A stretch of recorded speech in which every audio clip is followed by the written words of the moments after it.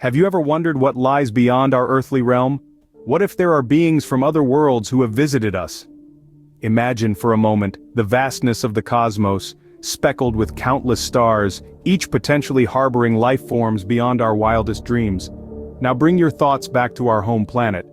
Here on Earth, tales of encounters with these extraterrestrial beings have been whispered and shouted, igniting both fascination and fear in the hearts of those who hear them. These are not just stories, they are testimonies of individuals who claim to have been taken, to have experienced the utterly alien, and returned to tell the tale. In this series, we will shed light on some of the most compelling accounts of alien abductions from around the globe. Each narrative unique, each encounter mysteriously captivating. Journey with us as we venture into the unknown, starting with one of the earliest recorded encounters.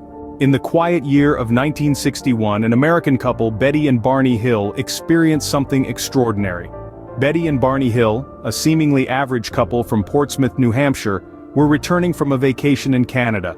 As they drove through the mountainous landscapes of the White Mountains, they noticed something unusual, a peculiar light in the sky that seemed to move erratically, yet with purpose. Intrigued, they stopped their car to get a better look. What they saw next would change their lives forever.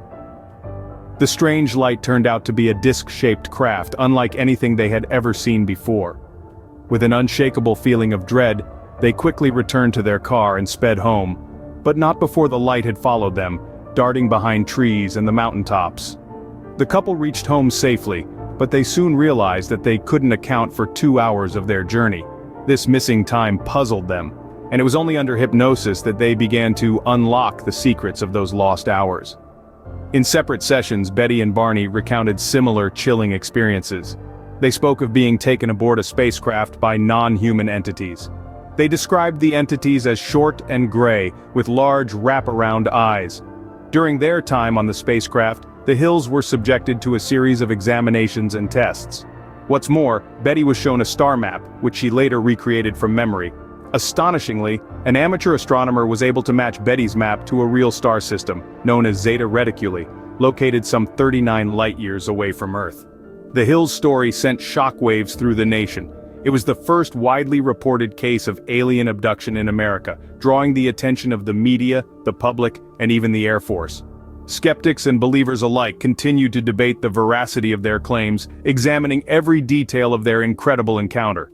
The Hills' story remains one of the most infamous encounters, setting a precedent for many abduction accounts to come. Fast forward to 1975, a year that would etch itself into the annals of extraterrestrial encounters through Travis Walton's experience. Welcome to the pine-forested landscapes of Arizona, where Travis Walton, a logger by profession, was about to have an otherworldly encounter. It was November 5th, an ordinary working day for Walton and his crew, until they spotted a strange, luminous object hovering in the sky on their way back from work. Walton, driven by curiosity or perhaps sheer bravado, decided to approach the object, a decision he would later come to regret. As he neared the glowing spectacle, he was struck by a beam of light, and in the blink of an eye, Walton vanished, leaving his terrified crew behind. The crew, panicked and disoriented, reported the incident to the authorities, sparking a massive manhunt. For 5 long days, search parties combed the area, but found no trace of Walton. The crew faced suspicion and scrutiny, their tale of a UFO abduction met with disbelief and skepticism. Now, imagine the shock when Walton reappeared after 5 days, disoriented and confused, with a mind-boggling story of his own. He recounted waking up in a sterile, alien environment, being observed by small, bald creatures with large eyes. He spoke of humanoid figures who refused to answer his questions, of a star map that he was shown, and of his eventual return to Earth. Walton's story is one of the most detailed and controversial accounts in the annals of alleged alien abductions. Despite the skepticism and the accusations of hoax that followed his return, Walton stood by his story. He even underwent polygraph tests, which he passed, further deepening the mystery surrounding his disappearance and return. From a simple logger to a man forever entwined with the unknown, Travis Walton's life took a turn that was as extraordinary as it was terrifying. His experience challenges our understanding of reality, pushing the boundaries of what we consider possible. Walton's story continues to intrigue and baffle, leaving us with more questions than answers. From the desert to the waterways, our next encounter takes us to the year 1976 in the wilderness of Maine. Imagine, if you will, four friends, Jack and Jim Weiner, Charlie Foltz and Chuck Rack, on a leisurely fishing trip along the Allagash Waterway. As they bask in the tranquility of nature, a sudden bright light disrupts the calm. What they initially mistake for a helicopter or perhaps an elaborate prank quickly reveals itself to be something far more inexplicable. A large, luminous object hovering above the water, radiating an intense light that engulfs their canoe. Now here's where it gets more intriguing. The next thing they remember, they're back on the shore, the fire they had left roaring, now smoldering embers, their catch of the day, once fresh, now spoiled, and the luminous object, gone, as if it was all a dream. But was it? Years later, plagued by similar nightmares of strange humanoid figures and medical examinations, the men decided to undergo hypnosis, and what they revealed under trance was eerily consistent. They all recalled being examined by entities with elongated necks and large heads, within the confines of the glowing object they had sighted. In the aftermath, their lives irrevocably changed, not just by the inexplicable loss of time, but by the shared experience that defied logic and reason. They faced skepticism and ridicule, yet their story remained steadfast, their descriptions matching down to the finest detail. The Allagash Waterway incident, as it came to be known, continues to stir debate among believers and skeptics alike. Was it a shared hallucination, a carefully orchestrated hoax, or perhaps something truly out of this world? Whatever the truth may be, it serves as a chilling reminder of the inexplicable phenomena that lurk in the shadows of our understanding. The Allagash incident raises the chilling prospect of not just individual but collective abductions.